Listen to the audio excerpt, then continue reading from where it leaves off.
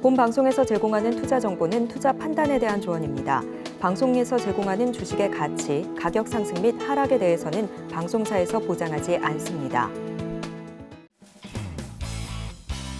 시청자 여러분 안녕하십니까? 깊이 있는 인사이트로 여러분들의 투자를 이끌겠습니다. 저는 강관호입니다. 저는 이혜은입니다. 네, 간밤에 미국 증시 좀 빠졌습니다.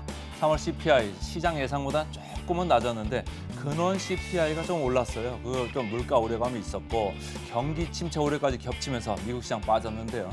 특히 우리 관련있는 필라델피아 반도체 지수 1.8% 빠졌고 마이크론 테크놀로지 2.5% 빠졌습니다. 그러니까 오늘 우리 장 조금 조심을 해야 될 것 같은데 어떻게 될지 저희 증시8과 함께 하시면서 보시죠.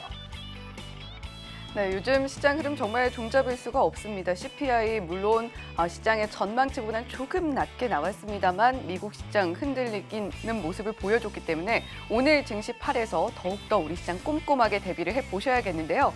또 마침 저희 증시 8, 증시 9 시작한 지 한 달을 맞이하게 됐습니다. 그런 만큼 우리 시청자 여러분들께서 지금까지 저희 방송에서 다뤄졌던 모든 주제들 다시금 좀 복기를 해보고 싶다라고 하신다면 서울경제TV 유튜브 채널 오시면 되겠습니다. 유튜브에 서울경제TV 검색해 주시면 실시간 방송 중인 화면 들어오실 수가 있고요. 실시간 방송 즐기시면서 또 이전에는 어떤 내용들이 다뤄졌는지 유튜브 채널에서 모두 만나보실 수가 있으니까요. 서울경제TV 좋아요와 구독 눌러주시고 알람 설정까지 해보셔서 여러 가지 정보들, 투자에 도움되는 정보들과 함께 성공 투자 이어나가셨으면 좋겠습니다. 자, 오늘 우리 시장 그리고 증시8도 파이팅입니다. 화이팅! 네, 전일장 우리 에코프로 들어간 새 주식들 때문에 아주 난리가 났습니다. 그래서 저희가 AI 대 인간 코너에서 좀 준비를 해봤습니다. 네, AI 대 인간 이 주제도 역시 우리 시청자 여러분들께서 가장 요즘에 화두라고도 할 수 있는 그리고 우리 시청자 여러분들께서도 가장 많이 고려를 하고 계신 종목들에 대한 이야기 가지고 왔습니다. 강건우 앵커님께서 언급해 주신 것처럼 에코프로 어떻게 좀 대응해야 될지 챗GPT에게 물어봤는데요. 자, 질문 내용부터 화면 통해서 만나보시죠. 네, 오늘 AI 대 인간 챗GPT에게 물어본 내용은 에코프로 그룹주 과연 개인 투자자는 어떻게 대응을 해야 될까? 이 부분을 물어봤습니다. 어제 시장에서 깜짝 놀라신 분들 많으실 것 같고요. 지금 계속해서 그동안 올랐던 주가 과연 정말 오를만 해서 올랐는가에 대한 이야기도 솔솔 나오고 있는 것 같습니다. 지금 아직까지 에코프로 그룹주들 들고 계시다면 이걸 지금 팔아야 돼 아니면 갖고 가야 돼 고민하고 계신 분들 정말 많으실 것 같은데요. 챗GPT는 어떤 답변 내놨을까요? 화면으로 역시 만나보시죠. 네, 에코프로 그룹주에 대한 개인 투자자 대처 챗GPT는 이런 답변을 내놨습니다. 첫 번째로 투자의 목적이 과연 단기냐 아니면 장기적으로 좀 보고 에코프로 그룹주들의 미래 성장성을 보고 투자한 것이냐 이 부분에 따라서 대처를 해볼 수가 있겠다라는 부분들 챗GPT는 첫 번째로 답변 내놨습니다. 만약에 단기적으로 접근을 하신 것이라면 차익 실현 관점으로 대응을 하는 것이 좋겠고 또 장기적인 목적이라면 과연 에코프로의 성장성이 어느 정도까지 시장에서 감내를 해줄 수 있는 만큼 주가가 올라가느냐 보면서 좀 대응을 하셔야겠죠. 자, 물론 안정적이고 높은 수익성을 담보하고 있는 에코프로 그룹주가 아닌 다른 종목으로 시선을 돌려볼 수도 있겠다라는 두 번째 대안도 제시를 했습니다. 거기다가 국내 그리고 국외에서도 에코프로 그룹주들의 이런 상승에 굉장히 관심을 많이 갖고 있죠. 리포트들도 상당히 많이 쏟아지고 있는데 그 리포트들을 참고해서 정보를 충분히 수집을 해보자라는 이야기도 전하고 있습니다. 자, 거기다가 이 부분이 가장 중요할 것 같습니다. 모든 투자에는 결국 본인의 선택이 따르는 것이기 때문에 나만의 판단 그리고 전략이 있다면 흔들리지 않고 이렇게 주가가 흔들려도 나만의 판단 전략을 믿고 나간다면 에코프로 그룹주들의 대처 잘 해 나갈 수 있을 것이다 라는 챗GPT의 이야기가 있었는데요. 자, 오늘도 이렇게 강건우 앵커님께서 보시면 챗GPT의 답변은 좀 어떤가요? 아주 원론적인 답변이잖아요. 네. 제가 볼 때는 그 국내 리포트 활용한 정보 수집 어제 이것 때문에 지금 사단이 생긴 거예요. 그렇죠. 문제가 있고 제일 밑에 나만의 판단과 전략을 믿자 이렇게 했는데 가끔씩 수정을 할 필요도 있거든요. 그러니까 제가 하나씩 좀 살펴보겠습니다. 자, 지금 제가 제목을 투자 의견 하향 러시 골드러시가 아니에요. 러시는 뛰어가는 거잖아요. 네. 얼마 전에 우리 뱅크런 있었잖아요. 뱅크로 뛰어가는 걸 뱅크런이라고 해요. 골드러시는 금캐러 가는 걸 골드러시라고 하는데 지금은 투자 의견 하향 러시입니다. 그다음 이제 차트를 보시면은 이 회사들이 다 이 에코프로나 에코프로 BM에 대해서 투자 의견을 하향했습니다. 에코프로는 하나증권, 삼성증권, 그리고 에코프로 BM은 여기 나와 있는 하이투자, BNK, 유진이 전체적으로 매도나 보유. 사실 증권가에서 보유라고 하면요, 실질적으로는 팔아라 이런 의견을 내포하고 있다. 이런 게 여러분들도 많이 친숙하시잖아요. 그런 의견들인데 개인들이 좋아하는데도 이렇게 과감히 냈다. 뭔가 문제가 있다 하는 거죠. 그다음에 이제 화면을 보시면은 어제 이 리포트 때문에 에코프로가 그 사단이 난 겁니다. 제목이 보니까 Great Company but Bad Stock이에요. 위대한 회사인데 주가적으로 봤을 때는 너무 비싸다. 이 얘기를 이렇게 영어로 써놓은 거예요. 좀 한글로 좀 풀어 쓰지. 영어로 굳이 네. 썼네요. 그래서 여러 가지 얘기를 이렇게 써놨는데 나중에 제가 하나씩 풀어드릴게요. 그 다음 거 보시면은 또 나왔습니다. 삼성증권에서도 에코프로에 대해서 NAV, 프리미엄을 받는다. 사실은 지주사들은 프리미엄이 아니라 할인가, 디스카운트를 받거든요. 그 다음 것도 보시면은 여기는 이제 에코프로 BM입니다. 하이투자에서 나왔는데 벌써 주가는 2027년하고 30년까지 당겨서 주가를 선반영하고 있다. 그런 얘기고 그 다음 또 화면 보시면 BNK에서 나온 것도 여기도 마찬가지죠. 다양한 기대감이 선반영. 다 주가에 들어와 있다. 이런 얘기를 하면서 이제 보유로 내린 거고 그 다음 화면 보시면은 사실은 유진투자에서는 3월 30일 날 이렇게 하향으로 내렸었어요. 그런데 주가는 아랑곳하지 않고 계속 올랐었잖아요. 어쨌든 여기도 주가가 이미 과열권이라고 3월 30일 날 얘기를 했었던 거거든요. 그래서 제가 좀 전체적으로 요약을 해드리면 에코프로, 하나증권 아직도 어제 종가 기준으로도 마이너스 39% 더 떨어진다는 그 목표가예요. 최근에 목표가를 3배나 올렸어요. 네. 그동안 어디 가서 뭐 했는지는 몰라도 이렇게 3배를 갑자기 올랐는데 그 정도로 주가가 빨리 올랐다는 얘기거든요. 그런데 아직도 마이너스 39%를 얘기를 하고 있는 거고 삼성증권도 보유 의견이기는 합니다만은 마이너스 41%를 지금 얘기는 하고 있는 거고 에코프로 BM으로 내려와서 보시면은 많게는 마이너스 28%까지 이렇게 내려갈 거다라고 하는 리포트들이 있는 거예요. 그래서 제가 쭉 이렇게 파란 글로 이렇게 표시를 해놨는데 여러분들이 이제 읽으시면 다 아실 내용입니다만 간단히 얘기하면 한마디로 하면 비싸다라는 얘기예요. 비싸다. 얼마나 비쌀까요? 그 다음 거 보시면은 제가 숫자들을 이제 쭉 보여드릴 텐데 한번 꺾였잖아요, 그죠?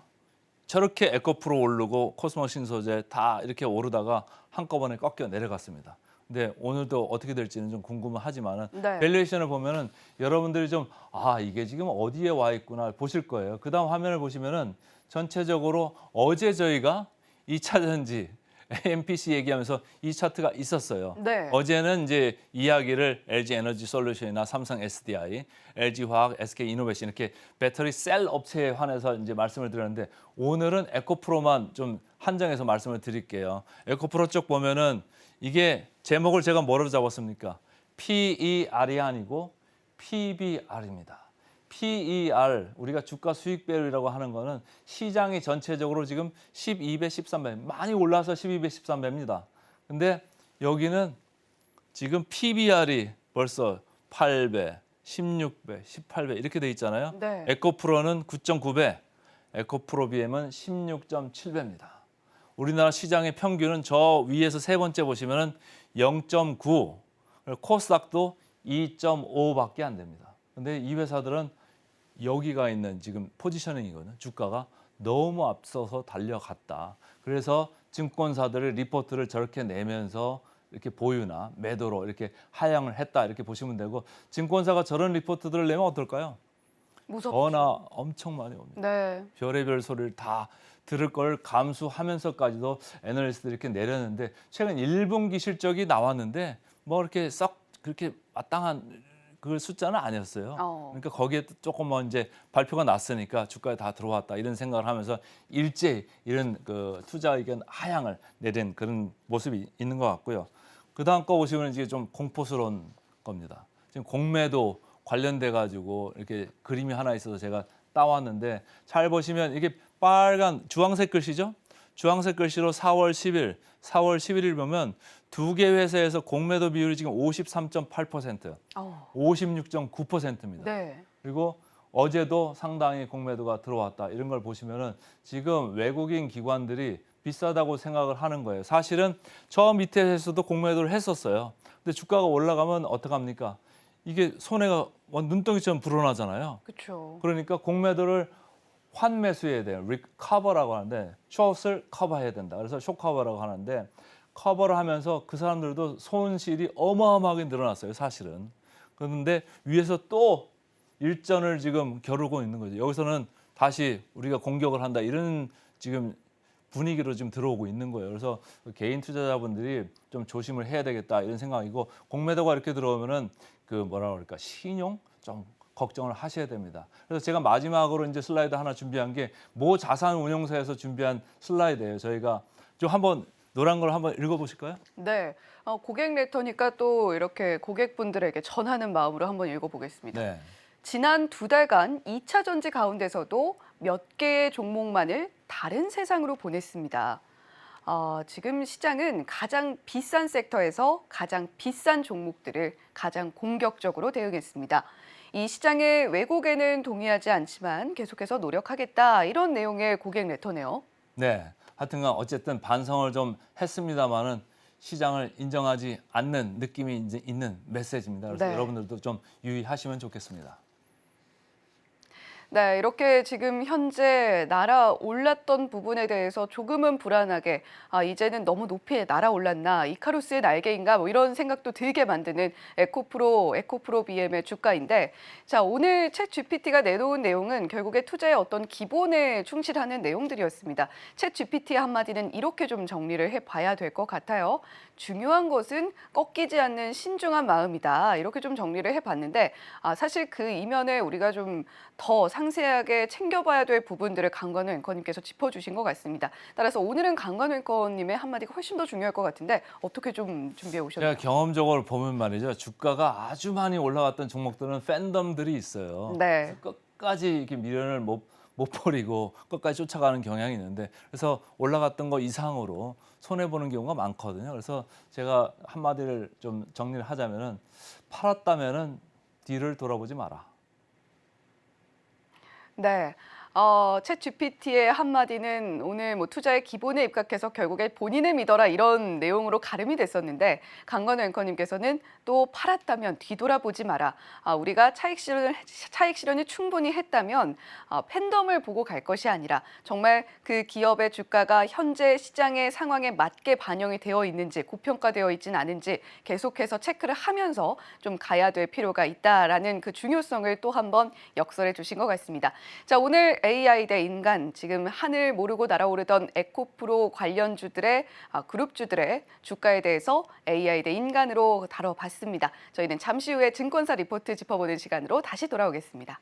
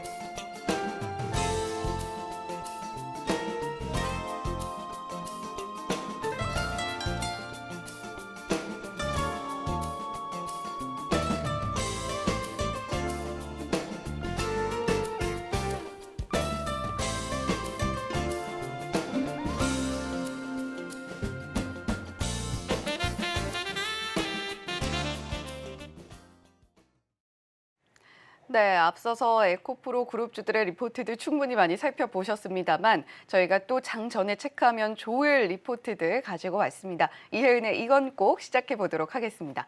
자, 오늘 첫 번째 종목부터 먼저 화면으로 만나보시죠. 네, 오늘 첫 번째 종목입니다. 현대 오토에버인데요. 자, 지금 제목 보시면 완성차 성장에 최대 수혜주다라는 제목이 붙어 있습니다. 현대차와 기아 주가 어제 시장에서도 탄력 받아주는 모습 보여줬었는데 자, 지금 계속해서 실적에 대한 이슈 있고 거기다가 현대차 같은 경우는 24조 원 투자해서 전기차 조금 더 키워보겠다라는 구상을 밝힌 바가 있습니다. 그에 따라서 현대차 그룹과 관련이 상당히 깊은 그런 자동차 부품주들의 전장 부품 관련주들에도 시선이 많이 쏠리고 있는 상황인데요. 현대 오토에버는 이 전기차로 전환되는 과정에서 차 안에서 정말 많은 것들을 하게 도와주는 그런 기업이라고 보시면 되겠습니다. 자, 현대차 그룹 전기차 분야에 24조 투자한다는 이야기 앞서 말씀을 드렸습니다만 이 소식이 상당히 관련주들의 주가를 많이 끌어올리고 있습니다. 현대 오토에버도 역시 마찬가지로 그 훈풍 함께 받고 있고요. 자, 그리고 현대차 그룹 같은 경우는 SDV 전략을 본격화하고 있습니다. 차량의 앞쪽 부분, 운전석과 조수석 부분을 조금 더 즐기면서 운전을 할 수 있는 환경을 만들 수 있는 SDV 전략을 이제 우리 더욱더 박차를 가할 것이다라고 구상을 밝힌 상황이기 때문에 현대 오토에버도 함께 탄력을 받아줄 수밖에 없을 겁니다. 1분기 실적 보시면요. 시장 기대치를 현대차와 기아가 뛰어넘었듯이 현대 오토에버도 뛰어넘을 것으로 보인다라고 체크를 해보시면 되겠고 자동차 산업이 전반적으로 디지털 전환을 해나가고 있습니다. 현대차와 기아뿐만이 아니라 전 세계적으로 계속해서 SDV 전략을 본격화하고 있는 것은 비슷한 상황이기 때문에 이제 현대오토에버는 시작 단계에 불과하다라고 증권사에선 바라보고 있네요. 현대오토에버 자세한 내용도 짚어보도록 하겠습니다. 자, 지금 실적이 성장세를 보여주고 있는 그 배경 먼저 짚어봐야 될 텐데 자, 2023년 연간 실적 가이던스 보면요. 매출액은 2조 8,800억 원가량으로 보이고 차량용 소프트웨어 부문의 매출액 성장률이 15에서 20% 구간으로 제시된 바가 있습니다. 자, 이렇게 실적 호조의 원인 첫 번째로요. 현대차 그룹의 SDV 전략 본격화 그리고 외형 성장에 따른 IT 투자의 확대도 지속되고 있다라는 부분입니다. 두 번째로는요. 현대차와 기아가 국내 그리고 북미 시장 출고량도 역시 함께 늘어나고 있는 상황입니다. 이에 따라서 당연히 내비게이션 차량용 소프트웨어 고속 성장할 수밖에 없겠고요. 거기다가 현대와 기아의 브랜드 가치 향상, 믹스 향상으로 순정 내비게이션 그리고 에이다스, 커넥티드카 서비스 장착도 역시 비중이 함께 늘어나고 있는 상황입니다. 거기다가 EU 쪽으로, 유럽 쪽으로 시선을 돌려보면요. 도로 안전을 위해서 지능형 안전 기술 장착을 전 차종 의무화하고 있습니다. 이에 따라서 비중이 점차 100%까지도 증가할 것으로 보인다라는 부분에 집중을 하고 있고요. 자, SDV도 그룹산의 비중 확대도 결국에는 이제 시작이다라는 내용입니다. 자동차 산업의 디지털 전환 이제 시작 단계라고 보고 있는 거고요. 사실 이전과 비교했을 때는 이미 차에서 많은 것들을 할 수 있는 세상이 됐지만 차량용 소프트웨어는 고도의 안전성 그리고 보안성도 함께 요구가 된다라는 까다로운 부분입니다. 차종별로도 그리고 지역별로도 복잡성을 모두 고려해야 되기 때문에 SDV 적용을 위해서는 대규모 투자가 동반될 수밖에 없다라는 부분에 집중을 하고 있는 거고요. 현대오토에버의 그룹산의 비중도 덩달아서 확대될 것으로 보인다라는 부분에 집중하고 있습니다. 국내 대기업 집단의 IT 계열사 평균 매출 비중 보면 한 3.7%가량 되는데요. 현대오토에버 같은 경우는 1.9%에 불과합니다. 평균치를 맞춰가기 위해서 계속해서 투자가 이루어질 것이고 그렇게 된다라고 한다면 주가에도 역시 훈풍이 깃들 수밖에 없겠고 회사도 함께 성장을 할 수밖에 없겠죠. 자, 따라서 증권사에서 제시한 투자 의견 매수입니다. 목표 주가는 15만 원 유지한다라고 밝히고 있네요. 자, 이렇게 첫 번째 종목으로 현대오토에버 살펴봤고요. 두 번째 종목도 계속해서 이어서 살펴보겠습니다. 네, 이번에 살펴볼 종목은 유한양행입니다. 최근에 주가 상승 이어가고 있고요.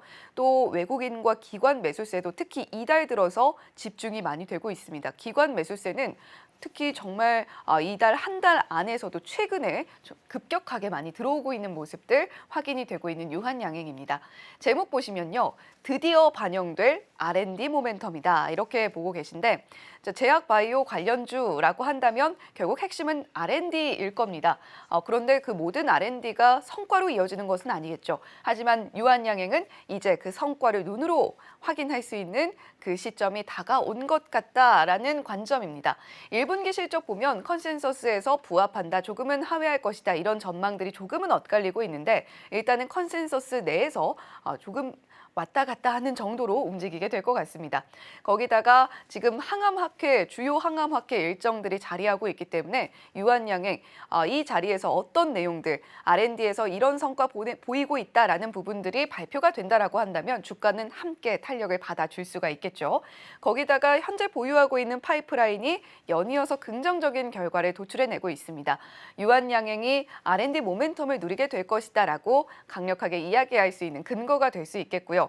2023년은 이렇게 설명할 수가 있을 것 같습니다. 수익성 개선에 플러스해서 R&D 성과도 확인할 수 있는 한 해가 될 것이다 라는 내용인데 자, 더 구체적인 내용 어떤 게 있는지 짚어보도록 하겠습니다. 자, 그렇다면 R&D 모멘텀은 어떻게 실현이 될 수 있을까요?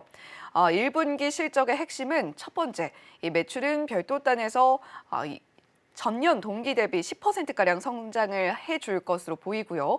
라이선스 수익도 한 60억 원가량으로 인식이 되고 있습니다.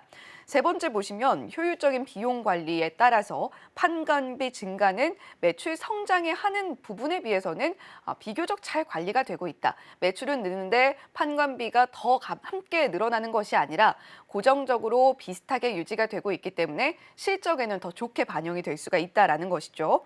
자, 오는 6월입니다. 미국 임상종양학회 ASCO, 아스코와 또 하반기 열리는 유럽 종양학회 에스모에서 유한양행의 연내 파이프라인 공개도 기대가 되고 있습니다. 아스코에서는 얀센이 마리포사 임상 중간 분석 결과를 발표할 예정인데 유한양행 관계자가 이렇게 말했다고 해요. 유한양행 아직 메인 세션과 발표가 확정되지는 않았다라고 이야기를 하고 있기 때문에 이 부분은 조금 더 체크를 해보셔야겠습니다. 자, 그리고 지금 레이저 티닙 모멘텀이라는 이야기 유한양행 말할 때마다 나오고 있습니다.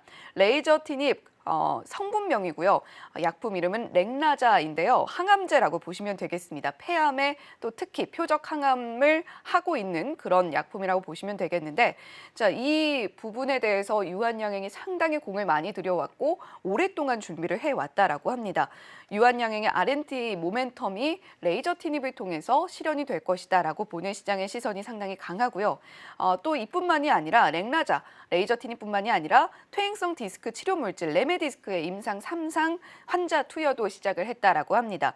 자, 거기다가 지금 4월부터 제약바이오 관련주들이 슬슬 꿈틀꿈틀 움직이고 있죠. 지금 시나리오적 관점에서 일정들도 자리를 하고 있지만 투자 심리가 개선되고 있다는 점이 특히 더 긍정적입니다. 업종 내에서 풍부하게 R&D 모멘텀을 갖고 있고 올해에는 좀 실적으로서 가시적으로 그 모습을 확인할 수 있는 유한양행 증권사는 투자 의견 매수 유지하고 있고요. 목표 주가는 7만 원 유지한다라고 밝히고 있습니다. 자, 이렇게 오늘 이혜은의 이건 꼭에서는 현대 오토에버 그리고 유한양행 함께 짚어봤습니다. 저희는 잠시 후에 오늘의 일면 헤드라인으로 다시 돌아오겠습니다.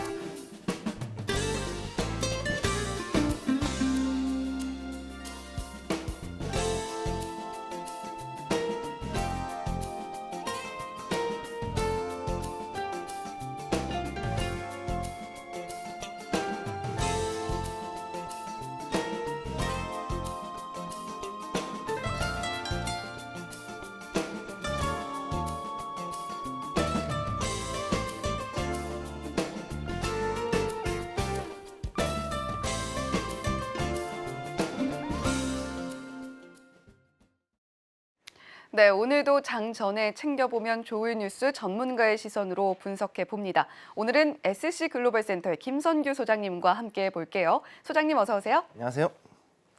네, 소장님 오늘도 전문가의 시선으로 어떤 뉴스 분석을 해주실지 궁금해지는데요. 우리 시청자님들도 기다리고 계실 것 같습니다. 자, 화면으로 오늘의 헤드라인 먼저 만나볼게요.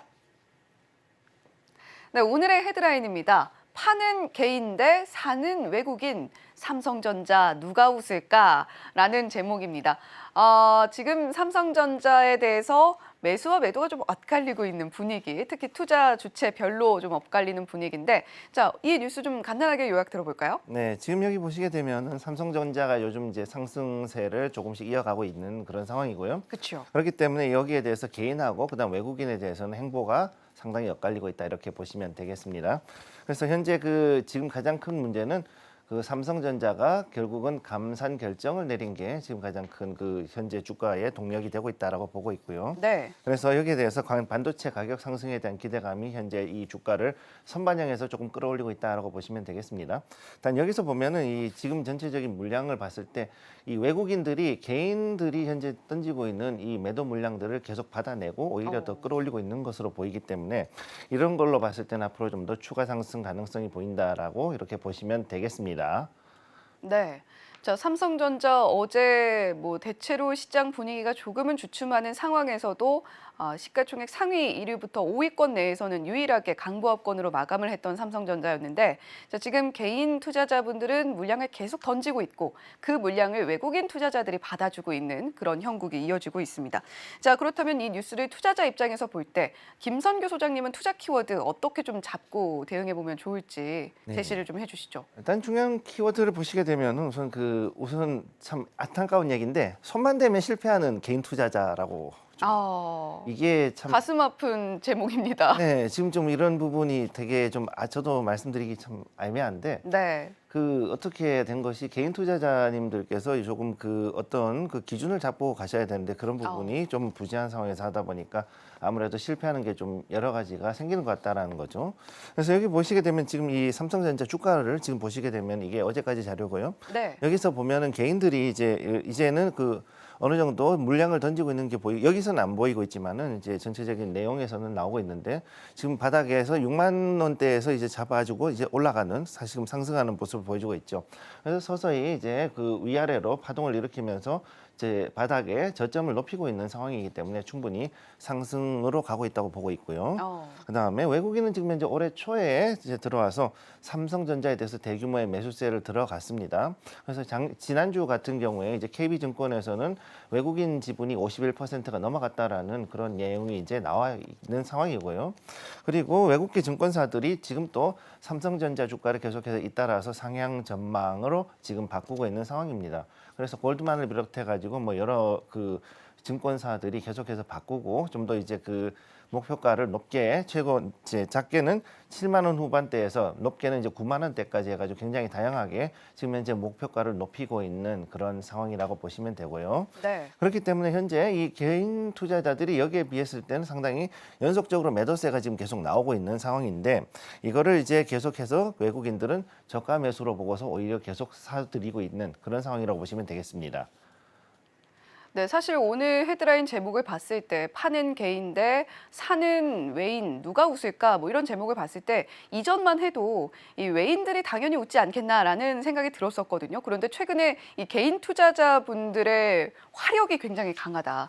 2차 전지 관련주들이 그런 식으로 좀 올라가는 모습들을 보여줬기 때문에 최근 이 개인 수급의 힘을 2차 전지주로 확인을 했다라고 좀 보여지는 부분들이 있어요. 그래서 오늘의 헤드라인이 좀 나온 게 아닌가 싶은데 김성교 소장님은 개인 투자자들의 이 화력을 좀 어떻게 보고 계신지도 궁금하네요. 제가 개인적으로 봤을 때는 코로나19 이후에 그때 이후부터 해서 개인들의 화력이 굉장히 이전에 비해서 비약적으로 증가했다라고 보고 있습니다. 네. 그렇기 때문에 개인들의 화력이란 것이 이제는 지금까지는 어느 정도 선에서 좀 막혀 있던 것이 공매도 때문이었거든요, 그동안에. 근데 공매도가 이제 그 기간에 폐지가 되면서 그야말로 우리 개인 투자자들이 가지고 있는 최대 영향치까지 그 화력을 한 번에 내놓을 수 있었다라고 저는 일단 그렇게 보고 있었고. 네. 그렇기 때문에 지금까지 해가지고 우리나라가 주가가 3,300선까지 일단 코스피가 그렇게 올라갈 수 있었다고 보고 있죠.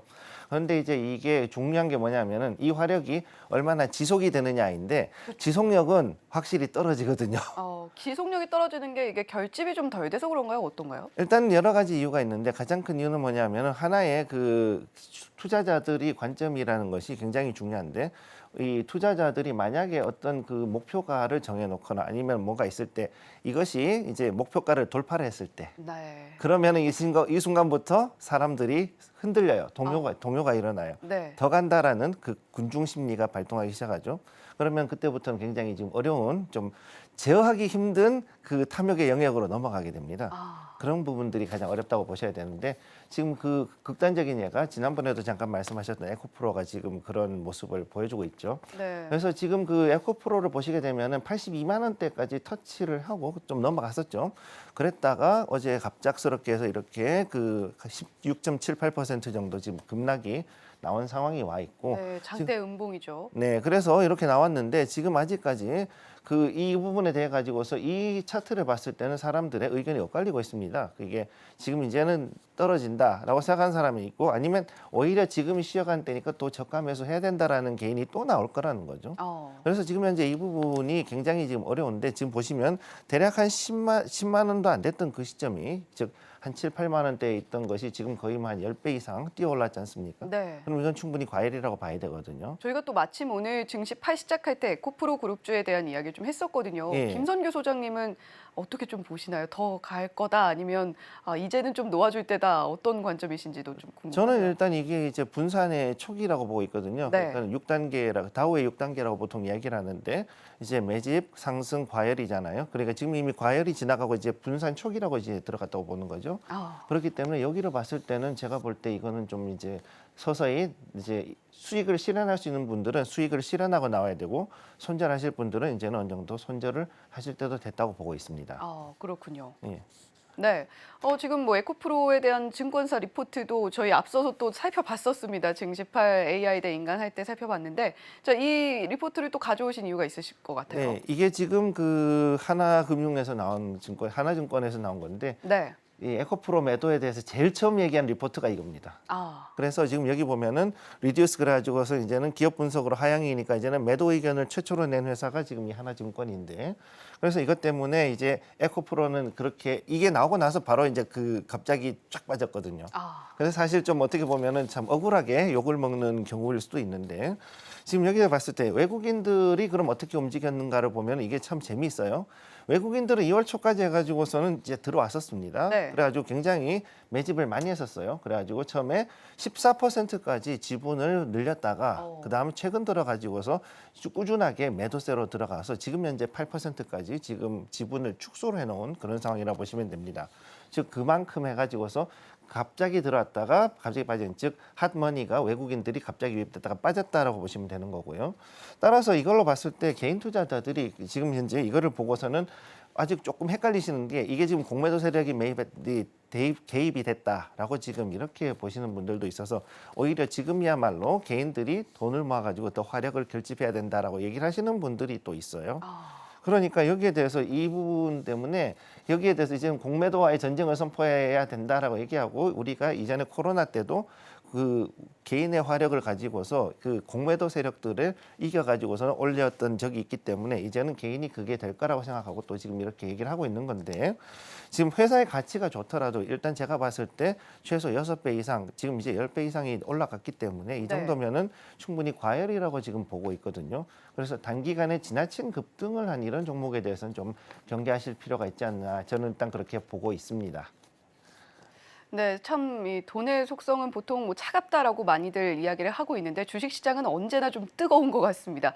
자, 지금 에코프로에 대해서 자세하게 이야기를 나눠봤는데 결국에 오늘 주제는 삼성전자잖아요. 네. 자, 이렇게 좀 비대해진 개인 투자자들의 힘을 확인할 수 있었던 대표적인 사례가 에코프로였던 것 같고 과연 삼성전자의 전망은 어떻게 될까 이 부분에도 많이들 주목을 하고 계실 것 같은데 김성규 소장님께서는 어떻게 보고 계신가요? 일단 저는 그 대마불사라는 점 우선 그 대장주거든요. 네. 전체 시총 코스피 전체에 일단 대장주에 해당하고 그다음 두 번째로 중요한 게 뭐냐면은 이 회사가 가지고 있는 저력이 어느 정도냐라고 했을 때 유보금이 어마무시하게 많은 겁니다. 거의 한 3만 프로 넘어가죠. 그러니까 이 정도면은 거의 그 가지고 있는 돈 가지고서 뭘 해도 할 수가 있다는 이야기죠. 네. 지금 여기에서 고민은 뭐냐? 삼성전자는 지금 이제 그럼 반도체 이외에 다른 부분 어떤 것이 갈 것이냐가 중요한데 지금 현재 봤을 때 1분기 일단 삼성전자에만 조금 더 얘기를 하자면은 삼성전자는 지금 현재 DX하고 DS 부문, 즉 그 기기 부문하고 그다음에 그 반도체, 네. 그다음에 그 SE, 그다음에 디스플레이 부문 이렇게 해가지고 세 개가 지금 쪼개져 있어요.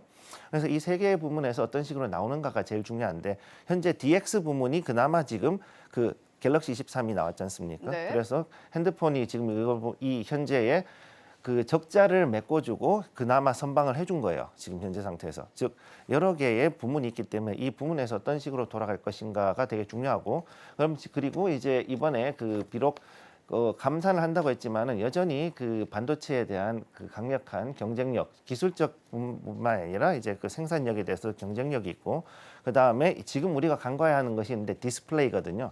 디스플레이 특히 이제 그 전장 부문으로 들어갔을 때에는 어떻게 되냐면은 우리가 생각하는 모니터뿐만이 아니라 이제 자동차 전장부터 시작해가지고서는 의료기기, 그 다음에 여러 가지 장비에서 또 다시 디스플레이의 수요가 고급화된 그런 수요들이 있기 때문에 이런 부분을 봤을 때 앞으로 충분히 그 관련 회사들도 더 올라갈 수 있지 않을까 일단 그렇게 보고 있습니다. 네. 여러 가지 삼성이 지금 현재 영위하고 있는 부분들을 짚어주셨는데 상당히 전망이 좋은 디스플레이 쪽도 이야기를 해주셨고 반도체는 업황이 좀 나아질 것이다 이런 이야기 계속해서 나오고 있고 또 최근에 또 TSMC도 감사안을 발표한 것 같더라고요. 네, TSMC도 할 수밖에 없는 게 지금 현재 그 보시게 되면 DDR4하고 5하고 가격들이 지금 다 떨어졌는데 네. 그 기존에 있던 재고 물량인 DDR4는 지금 엄청나게 떨어졌고요. 그 다음에 DDR5가 이제 조금씩 그 부분을 이제 이게 생각보다 그 보통은 비싼 상태에서 좀 유지가 돼야 되는데 수요 자체가 지금 줄어들다 보니까 이것도 가격이 급하게 떨어지고 있어요. 그러다 보니까 이거를 어떻게 하면은 커버할까 하다 보니까 결국은 TSMC도 감산하지 않으면 안 되는 그런 상황에 왔다고 보시면 되겠습니다. 네.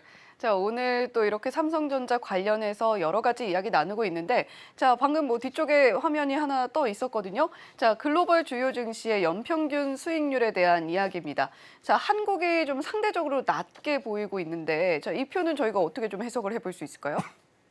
저 지금 이거 봤을 때는 그 글로벌 주요 증시에서 봤을 때 미국이 지금 현재 제일 높은 12.6% 정도의 수익률을 보이는 데 비해서 우리나라가 지금 그거에 한 10분의 1 정도밖에 못 따라가고 있다라는 얘기를 하고 있는 거죠. 네. 즉 그만큼 여기서 봤을 때 우리나라의 그 수익률 쉽게 얘기해가지고서 뭔가를 좀 끌고 가기에는 모멘텀이 생각보다 아직 그렇게 크지는 못하다. 전체적인 증시로 봤을 때 즉 큰 몇 개의 회사, 즉 반도체라든가 자동차라든가 아니면은 뭐 2차 전지 이런 회사들이 아니면은 지금 끌고 가기 힘든 상황에 와 있다라는 거를 보여주고 있고 이에 비해서 변동성은 지금 21%로 최상위를 지금 보여주고 있기 때문에 그만큼 좀 그 변동성, 그 유동성이 심한 그런 시장이다. 즉 위아래로 굉장히 흔드는 게 심한 시장이라는 이야기가 되는 거죠. 또 그리고 지금 여기 보시게 되면은 또 그 배당 성향도 상당히 좋지가 않습니다. 생각보다. 그래서 여기 보시게 되면은 그 다른 나라 대만 같은 경우는 뭐 거의 TSMC 혼자서 원탑으로 끌고 가니까 사실 TSMC가 배당을 많이 준다라고 보시면 되는 거고요. 네. 그다음에 그 이외에 다른 걸로 봤을 때 미국이라든가 이제 다른 일본 같은 증시에 비했을 때는 우리나라가 지금 배당 성향이 이전보다는 많이 좋아진 거예요. 이게 그래도 그렇죠. 좋아졌는데도 아직 20%대 최소한 25%대까지 조금 더 올라가 줘야 되는데 이 배당에 대한 매력이 떨어지는 이유가 그만큼 유동성이 있다 보니까 시세 차익을 이용한 차익 실현 매매를 더 선호했지 이런 그 배당금이라든가 이런 장기 투자에 대한 것이 아직은 마인드가 잡히지 않아서 그런 부분도 좀 있거든요. 그렇기 때문에 어느 증시라도 사실 그 종목에 대한 거품은 존재를 하고 실제로 몇 년 전에 그 우리 GM이 그러니까 게임스탑 같은 경우도 미국에서 그 이 레딧이라든가 광풍이었죠, 거의. 거의 뭐 광풍이었지 않습니까? 네. 그런 거는 언제든지 있을 수는 있어요. 어느 종목이든지 그리고 어느 증시에든지 이런 건 있을 수가 있는데 그렇지만 중요한 거 과열 주가가 나왔다 그러면 항상 이거는 좀 위험하다고 보시고 여기에 대해서는 투자에 아무래도 신중을 기하실 것을 권해드리겠습니다. 네, 우리가 뭐 특히 게임스탑 같은 경우는 밈주식이라는 새로운 단어까지 만들어낼 정도로 정말 주가가 매일매일 요동치는 모습을 보여줬는데 한국 증시 같은 경우는 앞서서 보셨듯이 상대적으로 다른 국가에 비해서 상승폭은 적은데 변동성은 훨씬 커서 우리 시청자 여러분들도 많이 헷갈리고 또 힘든 장세 보내고 계실 것 같습니다. 하지만 우리가 계속해서 결국에 좀 따져봐야 될 것은 주가가 단기간에 너무 많이 오르지는 않았는지 과열권에 있지는 않은지는 항상 체크를 하시면서 좀 보셔야겠다라는 생각이 드네요. 자, 오늘 SC 글로벌 센터의 김선규 소장님과 함께 이야기 나눠봤습니다. 소장님 감사합니다. 감사합니다.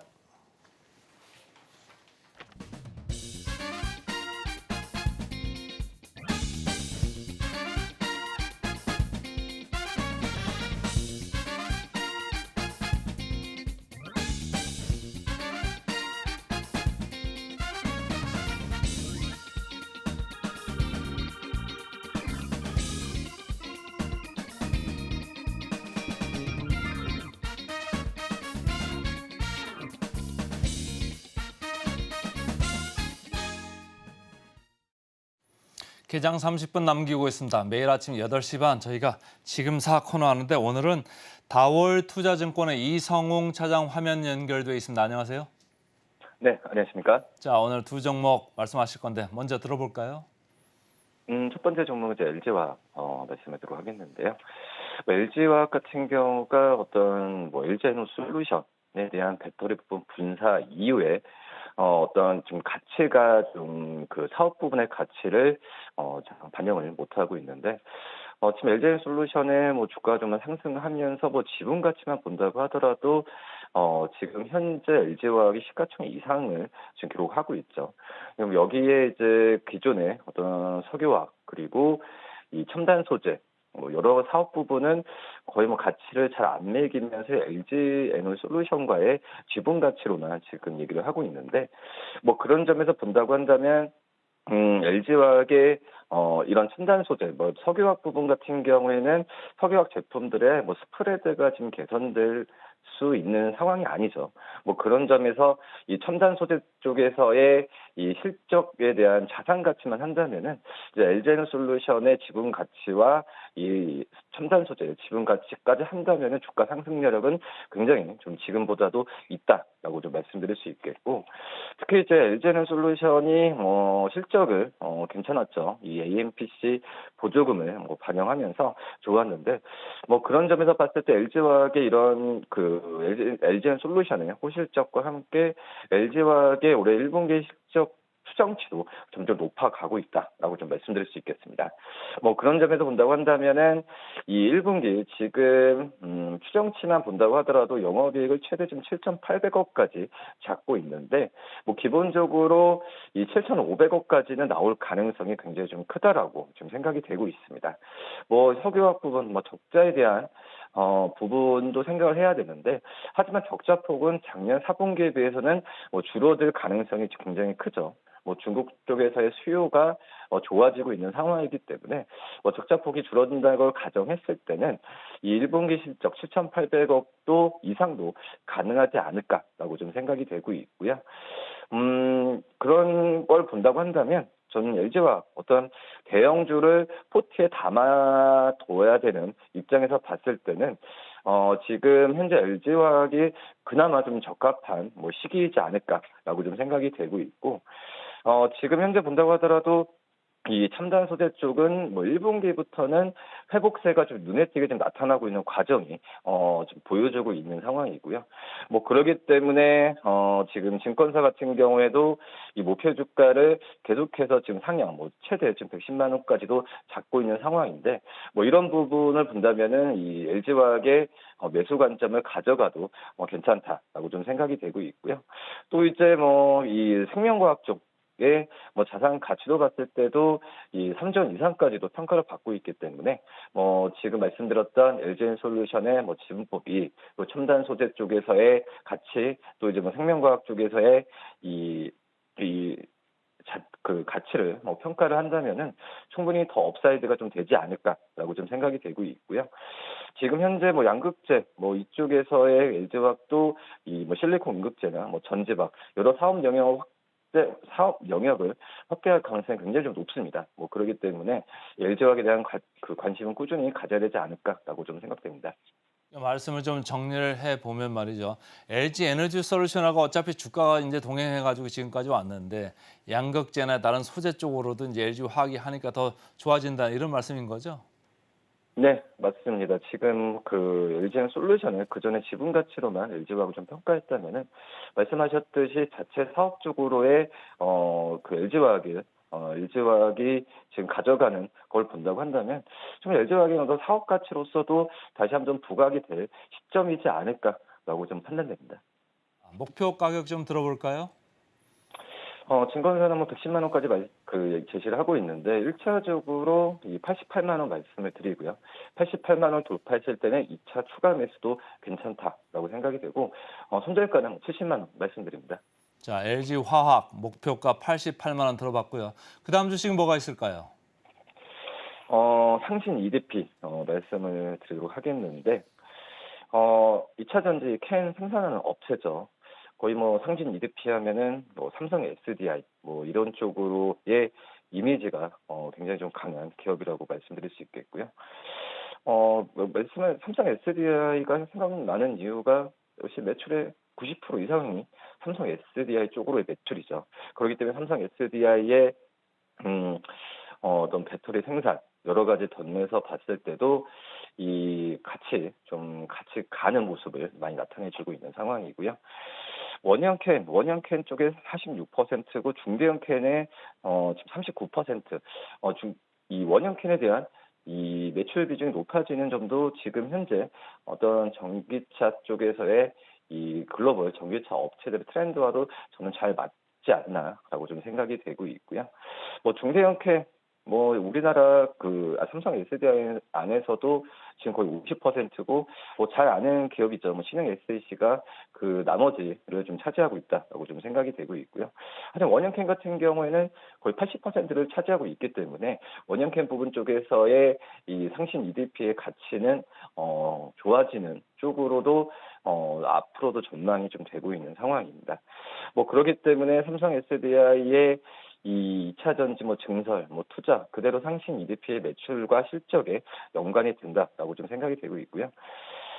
우선 지금 현재 본다고 하더라도 이 고객사들이 헝가리를 중심으로 한 유럽 쪽에서의 공장 증설에 대한 부분도 본다고 하더라도 2차 전지에 대한 생산력은 연간으로 본다고 하더라도 제가 이 말씀을 안 드리더라도 잘 아실 거라고 좀 생각이 되고 있고요. 그렇기 때문에 잠재적인 능력을 봤을 때도 이 상신 EDP의 가치는 시장 성장과 함께 그대로 따라가지 않을까라고 좀 생각이 되고 있고, 이 올해 같은 경우에 이런 부분을 본다고 하더라도 영업이익에 대한 부분은 거의 지금 400억 이상까지도 지금 얘기가 나오는 상황인데, 이런 그 생산 능력을 내년에도 높인다고 한다면은 그 이상의 실적도 이 상신 EDP는 연간으로 본다고 하더라도 계속 좋아질 확률이 높다라고 좀 생각이 되고 있고요. 이 헝가리 쪽 증설도 있겠지만은 말레이시아 쪽에서도 일부 라인 좀 가동이 되고 있죠. 그러기 때문에 이 말레이시아 라인 쪽에서의 생산에 대한 가동률을 또 계속 유심히 봐야 된다라고 좀 생각이 되고 있고요.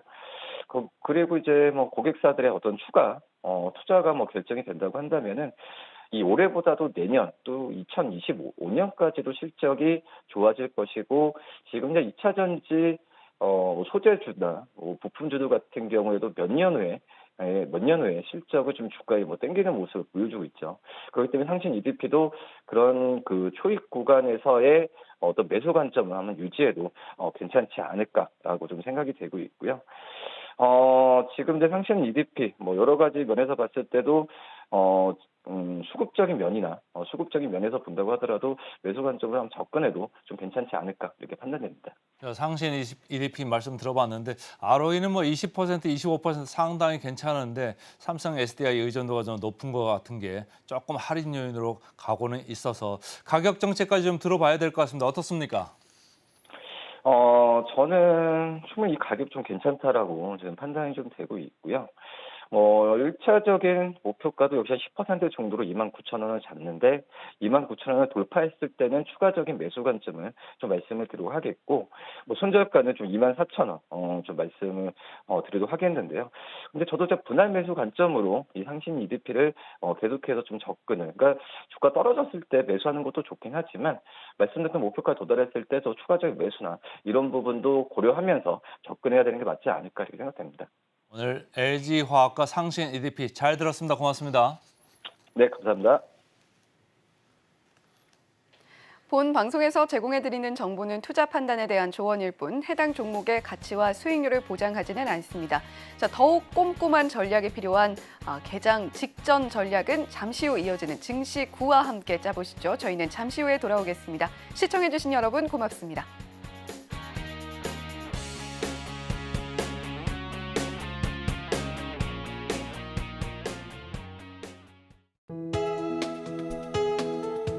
본 방송에서 제공하는 투자 정보는 투자 판단에 대한 조언입니다.